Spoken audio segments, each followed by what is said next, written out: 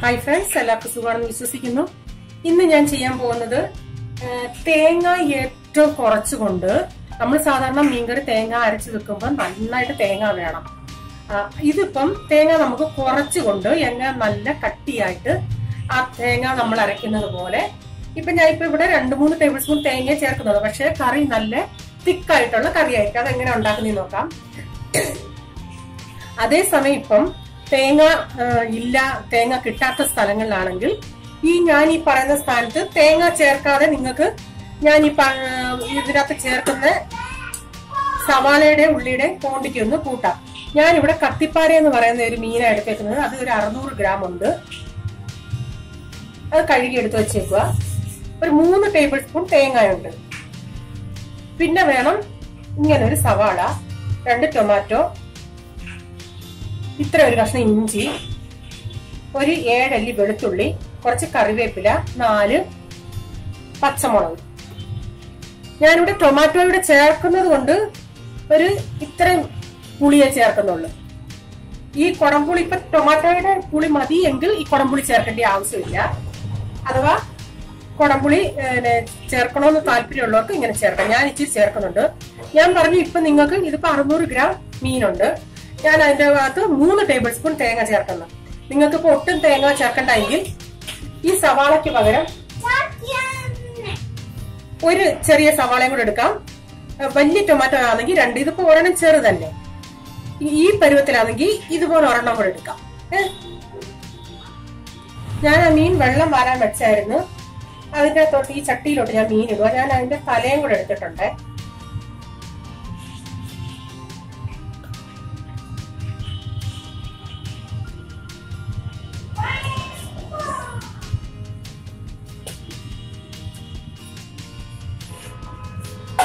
ഇതിലോട്ട് നമുക്ക് പച്ചമുളക് ഇടാം.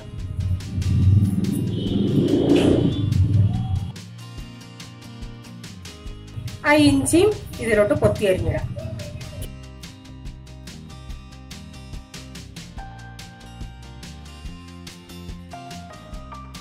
ഞാനിപ്പോ ഒരു കടായി വെച്ച് അതിലോട്ട് കുറച്ച് വെളിച്ചെണ്ണ ഒഴിച്ചു കൊടുക്കാം. അതിലോട്ട് ഞാൻ ആ സവാള ചെറുതായിട്ട് അരിഞ്ഞ് ആ വെളുത്തുള്ളിയും കീറി ഇട്ടിട്ടോട്ടെ. ഇതൊന്ന് നമുക്ക് വഴട്ടാം.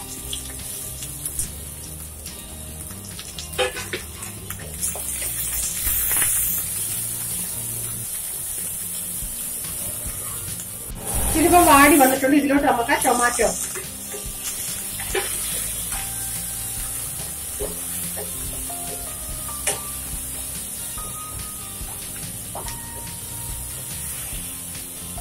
ഇതിപ്പോ ഒരു 3/4 വഴന്ന് ഇതിലോട്ട് ഞാൻ 1/2 ടീസ്പൂൺ മഞ്ഞൾപ്പൊടി,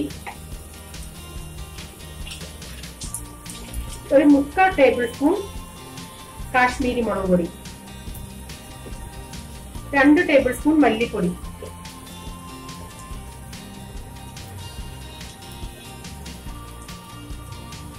ഒരു ടീസ്പൂൺ ഉലുവാപ്പൊടി,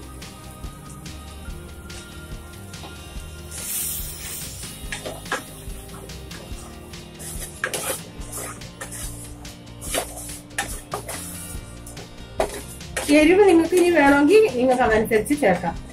ഇനി ഇതൊന്ന് തണുത്തതിന് ശേഷം നമുക്ക് മിക്സിയിൽ അരച്ചെടുക്കണേ. നമുക്ക് 2.5 ടേബിൾ സ്പൂൺ മല്ലിപ്പൊടി ചേർക്കാം. 1/2 ടേബിൾ സ്പൂൺ ഞാൻ ചേർത്തിട്ടുണ്ട്.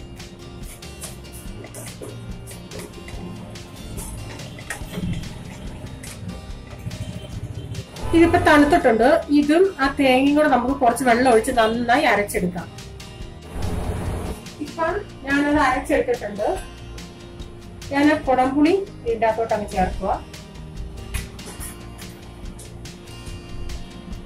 ഇത് അരച്ചെടുത്ത അരപ്പൂടെ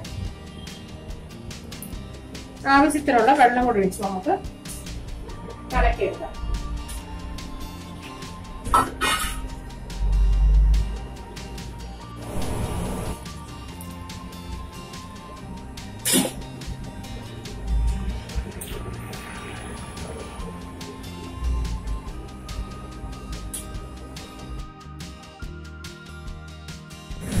ഇപ്പൊ ഞാൻ ആവശ്യത്തിനുള്ള വെള്ളമൊക്കെ ഒഴിച്ച് ആവശ്യത്തിനുള്ള ഉപ്പൂടെ ചേർത്ത് കൊടുക്കാം. നമുക്ക് ഒരു 2 കറിവേപ്പിലയും കൂടി ഇട്ട് കൊടുക്കാം. ഞാൻ ഇങ്ങനൊരു ഉടന്റെ ഇതിന്റെ ചൂടും കൊണ്ടാ ഇളക്കി കൊടുക്കുന്നത്. ഇത് നമുക്ക് അടച്ചു വെച്ച് തിളക്കട്ടെ.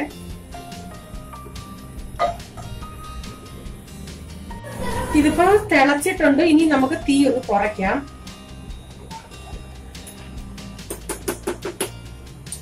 വീണ്ടും ഞാൻ ആ തടിയുടെ ഇത് കൊണ്ടൊന്ന് ഇളക്കുക. ജസ്റ്റ് ഒന്ന്.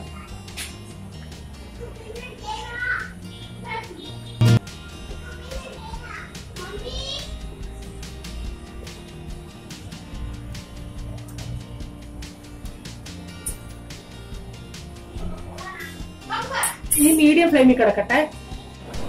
ഇതിപ്പം തിളച്ചിട്ടൊരു 15 മിനിറ്റ് 20 മിനിറ്റ് ഒക്കെ ആയി. ഞാനൊന്ന് ഇങ്ങനൊന്ന് 20 ആയില്ല, 15 മിനിറ്റ് ആയി. ഇങ്ങനൊന്ന് നമുക്ക് ചുറ്റിച്ചു കൊടുക്കാം.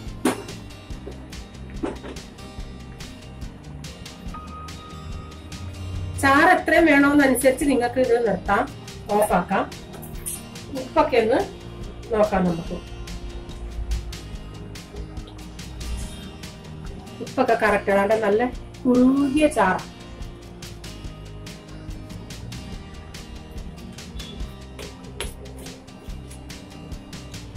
ഇനി നമുക്കിതിന് കടുക് വറുത്തിടാം. കടുക് വറുക്കാനായിട്ട് നമുക്ക് കുറച്ച് വെളിച്ചെണ്ണ ഒഴിച്ചു കൊടുക്കാം.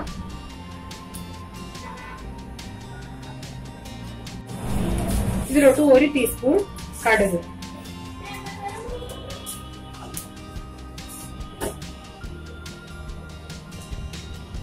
കൊച്ചുള്ളി ഉണ്ടെങ്കിൽ നമുക്കൊരു 10 കൊച്ചുള്ളി അരിഞ്ഞു ചേർക്കാം. ഇതിപ്പോ സവാളയാ, ഞാൻ ഒരു സവാളയുടെ പകുതി എടുത്തിട്ടുണ്ട്.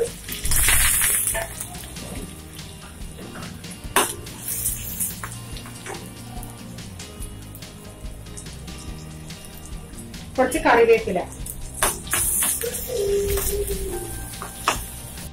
ഇത് നമുക്ക് കറിയിലോട്ട് ഒഴിച്ചു കൊടുക്കാം. ഇപ്പൊ നന്നായി പറ്റിയിട്ടുണ്ട് ചട്ടിക്കകത്തിരുന്ന്.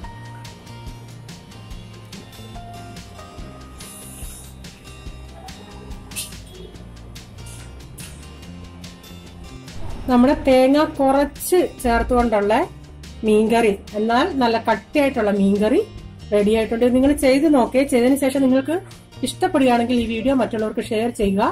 സബ്സ്ക്രൈബ് ചെയ്യാത്തവർ പ്ലീസ് സബ്സ്ക്രൈബ് ചെയ്യുക.